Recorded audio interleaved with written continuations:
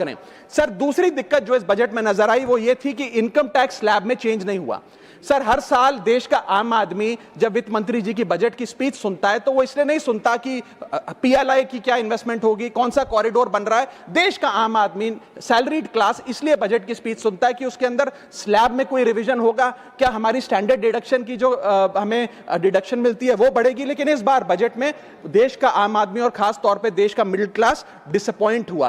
पहले ही there has been a stagnation in the salaries, inflation 6.8% पे खड़ा है, लेकिन उसके बावजूद हमने इस बार कोई स्लैब में या स्टैंडर्ड डिडक्शन में चेंज नहीं देखा। मैं आपके माध्यम से वित्त मंत्री जी को रिक्वेस्ट करना चाहूंगा कि आप इसी बजट में अनाउंसमेंट करें कि स्टैंडर्ड डिडक्शन जो 75,000 रुपए है उसे बढ़ाकर सैलरीड क्लास के लिए 1.5 लाख रुपए किया जाए। Sir, third problem that was there with the budget is that there was no relief for the middle class. Sir, after a very long time in India's history the personal income tax collection was more than the corporate income tax collection। यानी कि individuals ने जो income tax भरा वो लगभग 11 लाख करोड़ के आसपास भरा, और कंपनियों ने, कॉर्पोरेट ने जो इनकम टैक्स भरा वो लगभग 9.8 लाख करोड़। यानी कि मैक्सिमम टैक्स आपको इंडिविजुअल्स के इनकम टैक्स से मिल रहा है, आप मिडिल क्लास वो टैक्स भर रहा है। आज वो दौर आ गया है कि हम मिडिल क्लास को अपलिफ्ट करें, मिडिल क्लास को पैम्पर करें, नहीं तो मिडिल क्लास एक सैंडविच की तरह रिच क्लास और पुअर क्लास में दबता चला जा रहा है। सर, राइजिंग कॉस्ट प्रेशर्स के चलते पिछले वित्तीय वर्ष में मिडिल क्लास ने देखा कि उसके एजुकेशन के खर्चे में 8% की बढ़ोतरी हुई, हेल्थ केयर 9% से महंगा हुआ, रेंट 7% से, फूड 6% से, ट्रांसपोर्ट 5% से।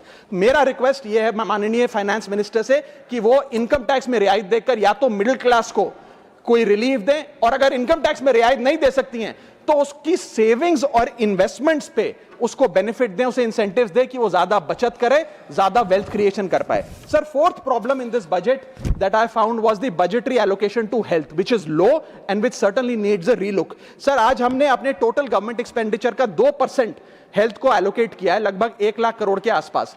नेशनल हेल्थ पॉलिसी 2017 बताती है सर, और सरकार का ये अपना ऑब्जेक्टिव रहा है, गोल रहा है, that spending on public health should be 2.5% of GDP।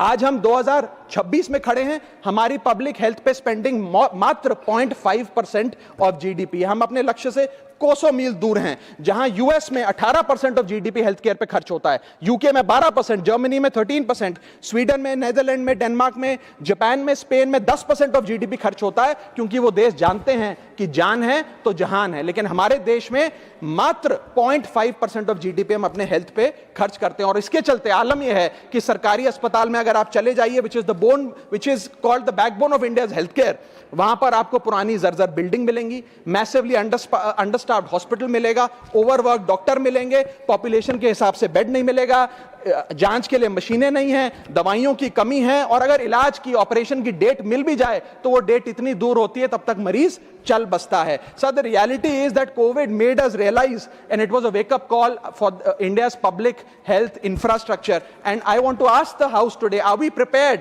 God forbid, if there were to be another pandemic or another big sort of raging pandemic in this country, and the answer to that is no। और private अस्पतालों की sir हालात ये हैं कि अगर आज आपको प्राइवेट अस्पताल में इलाज करना पड़े तो आपको लोन लेना पड़ता है, अपने घर के गहने, अपना रियल एस्टेट एसेट बेचकर पता नहीं कितने हजारों लाखों लोग हर साल भारत में गरीबी रेखा के नीचे चले जाते हैं, क्योंकि उन्हें एक हेल्थ इमरजेंसी के चलते प्राइवेट अस्पताल में इलाज कराना पड़ता है। सर, जैसे वन नेशन वन इलेक्शन इस देश में लागू किया जा रहा है, वन नेशन वन टैक्स की ओर हम बढ़ रहे हैं, वैसे ही one nation one medical treatment की ओर बढ़ना चाहिए। सबको नंबर 1 मेडिकल ट्रीटमेंट देश में मिले, ऐसी व्यवस्था बननी चाहिए। सर, मेरे 4 सुझाव जो आपके माध्यम से मैं वित्त मंत्री को